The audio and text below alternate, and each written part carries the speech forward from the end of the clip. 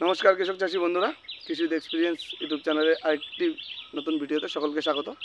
তো এই যে এটা দেখতে পাচ্ছেন, এটা আমার এই শশার জমিটা, যেখানে আমি হান্টার 19 শশাটা লাগিয়েছিলাম এবং প্রথম পরিচর্যা ভিডিওটা আপনাদেরকে এখান থেকেই দিয়েছিলাম। কিন্তু এই জমিটা টোটালি নষ্ট হয়ে গিয়েছে।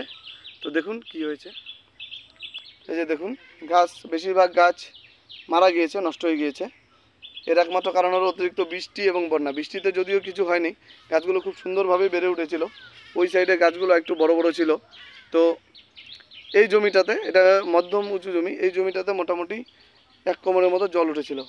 তো সবগুলো গাছের উপরেই পলি পড়ে গিয়েছিল, কিন্তু তারপরে দুদিনের বৃষ্টিতে গাছগুলো চকচক হয়ে গিয়েছে। কিন্তু মোটামুটি 70 থেকে 80% গাছ মারা গিয়েছে।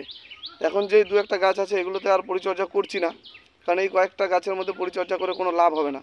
আর যেহেতু গাছগুলো ঝটকা খেয়েছে, তার ফলে গাছগুলো কিন্তু সেরকম আশানুরূপ গ্রোথটা হতে পারেনি এবং গাছগুলো একদম চিকন রয়ে গিয়েছে। এগুলো থেকে আশানুরূপ ফলন পাওয়া কোনোভাবেই সম্ভব না। এই যে এত পরিমাণ জল এদিক দিয়ে গিয়েছে, সাইডে বাঁধ ভেঙে এই জলটা টোটালটা এই জমিগুলোর উপর দিয়ে বেরিয়ে গিয়েছে, যে কারণে মালচিং টালচিং সব তুলে ফেলেছে। তো যাদের এরকম অবস্থা হয়েছে বা গাছ মারা গিয়েছে, তারা একদম নিরাশ হবেন না। কৃষিকাজ বলতেই অনেক সময় লস হয়, আবার লাভও হয়। যেখানে লস হয় সেখান থেকেও লাভ করা সম্ভব। তো এই যে মালচিংগুলো আছে, এগুলোকে আবার ঠিকঠাক করে দিয়ে এইভাবেই রেখে দেন। বৃষ্টির অবস্থাটা দেখুন, দেখে নতুন করে বাড়িতে চারা করুন। প্লাস্টিকের পিপি প্যাকেটে করে চারা করে তারপরে এখানে আবার নতুন করে বসাতে হবে। কারণ এই জমিটাতে কিন্তু সার দেওয়া হয়েছে, টোটাল খাটনি করা হয়েছে, প্রচুর টাকা আমারও খরচ হয়েছে, আপনারা যারা যারা করেছেন আপনাদেরও খরচ হয়েছে। তো নিরাশ হবেন না, বাড়িতে চারা করুন, করে কিছুদিন পর এখানে রিপ্ল্যান্টেশন করুন। এখন যেহেতু আমাদের উত্তরবঙ্গে অতিরিক্ত বৃষ্টি হচ্ছে, ডিরেক্টলি আর বীজ দিতে যাবেন না, প্যাকেটে করে চারা করুন, করে এখানে এনে ডিরেক্টলি বসিয়ে দিন। এবং যে প্লাস্টিকগুলো উঠে উঠে গিয়েছে এবং লুজ হয়ে গিয়েছে, সেগুলোকে একটু টেনে টুনে যতটা ঠিক করা সম্ভব সাইড দিয়ে একটু মাটি দিয়ে আটকিয়ে দেন।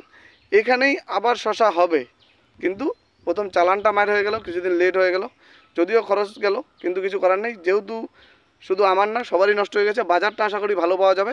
পরবর্তীর জন্য আবার নতুন করে তৈরি হয়ে যান। পরিশেষে সবাইকে একটা কথাই বলতে চাই, যে কৃষিকাজ বলতেই রিস্ক। এটা বিজনেসের মতো ধরে নেন, যে এই চালানটা লস হয়ে গেল, কিছু করার নেই, নতুন করে আবার শুরু করতেই হবে। কারণ কৃষক বলতেই আশার আলো, কৃষক কোনো দিনও মরে না, যত লসই খাক তারপরেও কৃষক আবাদ করে। তো আমাদেরও এটা লস হয়েছে, তারপরেও আমরা আবার নতুন করে করব। তো আপনারাও এটাকে আবার নতুন করে সাজান, আশা করি ভালো বাজারও পাবেন এবং খুব ভালো ফসলও হবে। তো আজকের মতো ভিডিওটা বেশি বড় করছি না। তো উত্তরবঙ্গে বৃষ্টি পরিস্থিতি এবং বন্যা পরিস্থিতির জন্য ভয়াবহ অবস্থা চলছে, সবাই জানেন। তো তারপরেও এই ভিডিওটা করতেই হলো, কারণ এই জমি থেকে আর পরবর্তী কোনো আপডেট যেহেতু দিতে পারবো না, তো এই জন্য আজকে এই ভিডিওটা আপনাদের সামনে নিয়ে আসলাম, নয়তো এই ভিডিওটা দিতাম না। তো কেউ মন খারাপ করবে না, নতুন করে আবার শুরু করুন, আশা করি ভালো হবে। তো ভিডিওটা ভালো লাগলে একটা লাইক করবেন, তার সাথে চ্যানেলে নতুন হলে চ্যানেলটা সাবস্ক্রাইব করে দিবেন।